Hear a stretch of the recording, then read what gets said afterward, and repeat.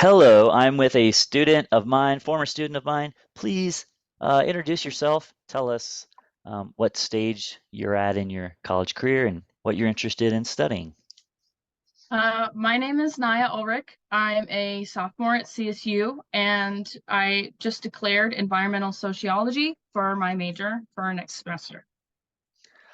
That's awesome. Um, that's good that you declared it. And so you took CO 150 with me in the spring of 2023. And Yes. didn't you wrote about something related to that, didn't you? About Yes, I did. yeah, what Yeah. did you write about in my class? I wrote about the relationship between environmental, like clean environmental energy, so solar panels or hydropower or that energy, and how Colorado's doing a really good job in it, and how we need to expand that to the entire United States in order to prolong our existence here on Earth, basically. Yeah, and you're uh out being outdoors in nature is a big part of your life, correct? Yes, it is. I camp all the time. I love being outside. Nature's awesome. Yeah, absolutely.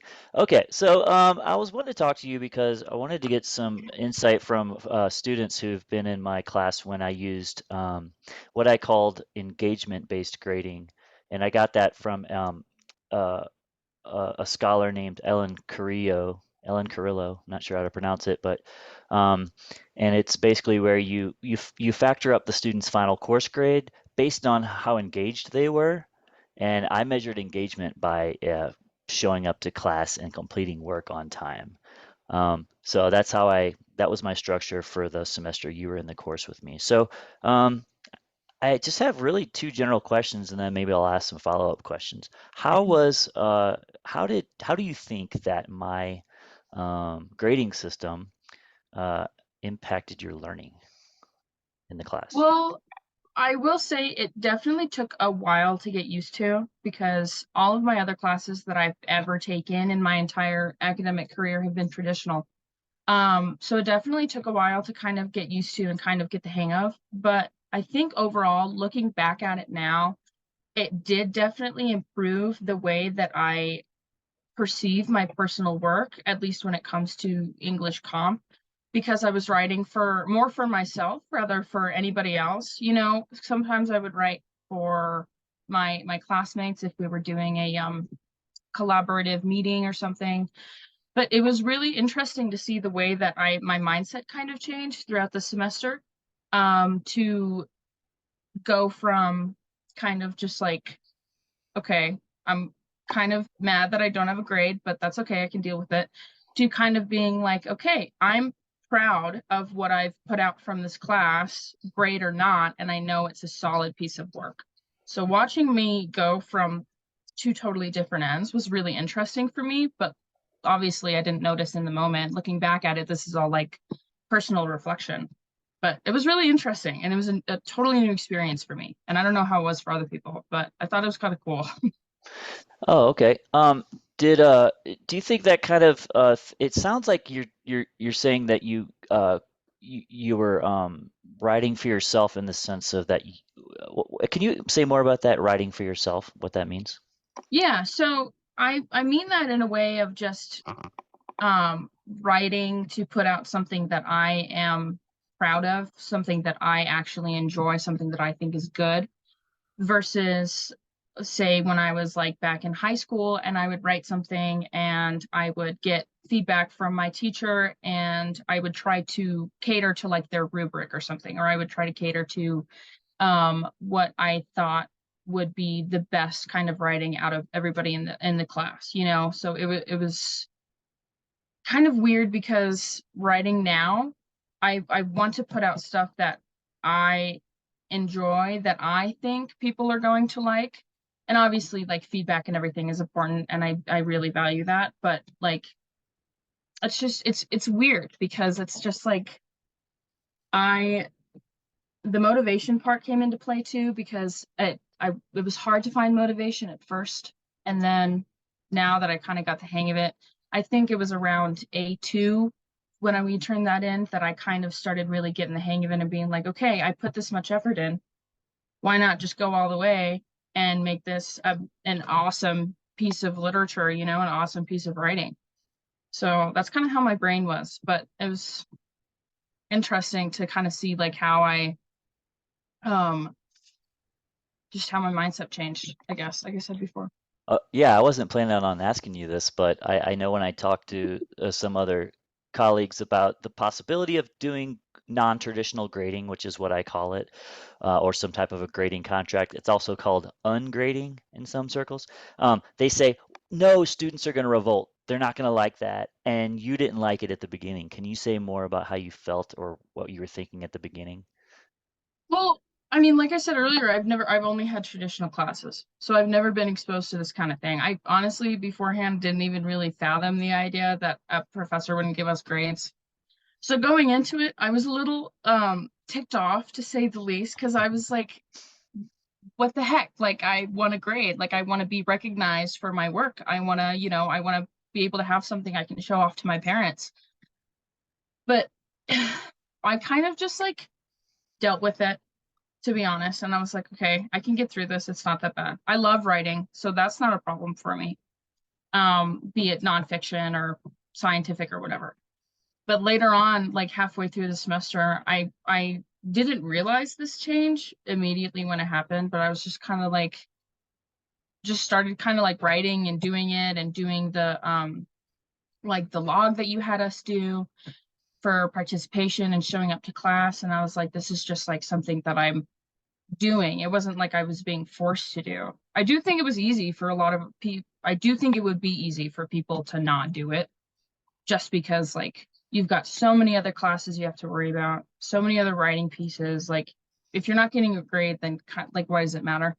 But for me, I know it was interesting to say the least because I got used to it, I guess, going Hmm. from angry about it to being like, okay, yeah, like it was a learning experience. It was great. Sure. I love that you said if you're not getting a grade, then why does it matter? Oh my Yeah, gosh, that's like opening the whole can of worms yeah, on yeah. why we even go to college, you I know? know. I know when I went to college, I that was my mindset for sure. Hmm. And it wasn't until I got to graduate school where I started to think, why does it matter? Well, because I want to learn and because I it that's what I want to do. I want to. Yeah. And Um, that's how I've changed because that's I love learning, but like in being in college now, it's kind of like, okay, I'm interested in this. I want to do this for my major. Like this is my life, you know. It doesn't matter regardless of a grade or a point mark or something, you know. mhm. Did you know at the beginning when you were kind of ticked off that you were going to get a final course grade like on your transcript? Uh, I don't know. I don't think I knew right off the bat. I think you might have mentioned it to either me or the class like later on, maybe a few weeks in, but I think Hmm. the first day of class when we went over the rubric, you didn't I didn't know. You might have thought, wow, I'm not even going to get a grade in this class. Yeah, Yeah. yeah. It's really important that we us instructors who do this bring it up in class a lot and make sure everybody understands and keeps Hmm. talking about it. So I appreciate that feedback. Another reason that folks like to use non-traditional grading in classes has to do with students' mental health. And we chatted a little bit before, and you were saying that it really did, it was more about the learning, not so much the mental health. But, you know, Hmm. there's been some studies that have suggested that it reduces student stress and anxiety. Sounds like it gave you a little stress and anxiety at the beginning. Um, what are your thoughts on that? Yeah. Well, I was just gonna say, like, in my like academic career, I've always had pretty good grades. I've always been a pretty good student. So, and unfortunately, I have always prided myself on my grades, which I mean, as you said before, is kind of like the whole point of this intrinsic motivation kind of thing. But it did definitely make me a little anxious because I it was just weird for me not getting a grade because in all my other classes, all my other English courses, my AP English, you know, my AP Lit, honors English in high school, I got a grade and it showed up on my report card and I got praised by my teachers and that was it. That's what made me, you know, keep writing.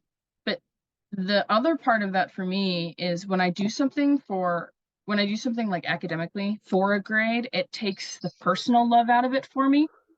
So I kind of like refound my love of writing this semester, which was really interesting to figure out because I don't like to do stuff for school. Like I don't like to read for school, but like writing, I was kind of fading on it from last semester, but then this semester I didn't get a grade, so I didn't feel like, okay, my writing is poor. It sucks, but I can improve it, or like it's not that bad. You know what I mean? Like it was interesting to kind of like enjoy writing again.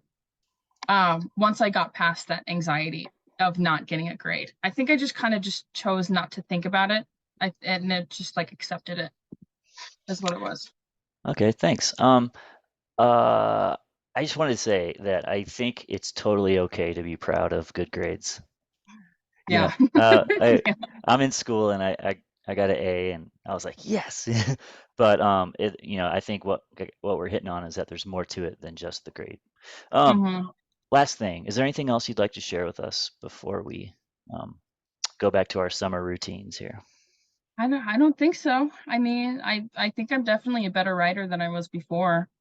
A lot of the writing we did in class I wasn't used to doing. And I think besides the grading, I think another really huge thing was feedback from you and feedback from our peers. Um, I think that was the one of the biggest things that helped me kind of like keep going. Also, the sense of we're all kind of in it together. That kept a lot of people going. I know that. That was a sense of motivation. Well, that's amazing that you just mentioned those two things because I was actually going to say something about those, but I wanted to keep it short. But one reason people like to do non-traditional grading is because grading ranks students and it kind of pits them against each other. It's a way to Hmm. sort students into different levels. And when you get rid of the grades throughout the semester, those levels aren't there anymore, and it supposedly adds to the classroom camaraderie. We're all in it together, like you just said. So, Mm-hmm. and the other thing is the feedback. Um, it's common for English composition instructors to kind of complain to each other. They just look at the grade, they don't read the feedback. So that's another reason I took the grade off, so it might make people read feedback more. Did Mm-hmm. you traditionally read feedback when there was a grade on there? How did it not having a grade impact the way you went to read the feedback? Were you more apt to read it since there wasn't a grade, or what was that like for you? Um, Honestly, I've well, in high school, I kind of had a little bit of a superiority complex when it came to my writing because I would get minimal feedback, so I wasn't really used to getting feedback. But I took an English course my fall semester of freshman year, and that's when I first really started getting like in-depth feedback that I can actually use. So I started using that, and I started reading it and started the hardest part for me is implementing it. So when I would read your feedback or my peers' feedback, I would go through and reread it and try to pinpoint the things that you were pointing out. And that would sort of help me kind of read my paper from a different voice. You know what I mean? Because if you keep reading your own writing, obviously you're going to think it's good. But if you read it from a different perspective, then you can be like, oh, that needs to be changed, or oh, I need to take that out, or blah, blah, blah. You know, Yeah, that's kind of how I viewed it. awesome. Yeah. Well, that's great. Thanks for bringing up those other 2 points. Yeah. I really appreciate you sharing your ideas with uh, us faculty at Colorado State. Yeah. Yeah. You're welcome. Good Thanks luck. for inviting me. You're welcome. Yeah. Okay, thanks. Yeah. Thank you.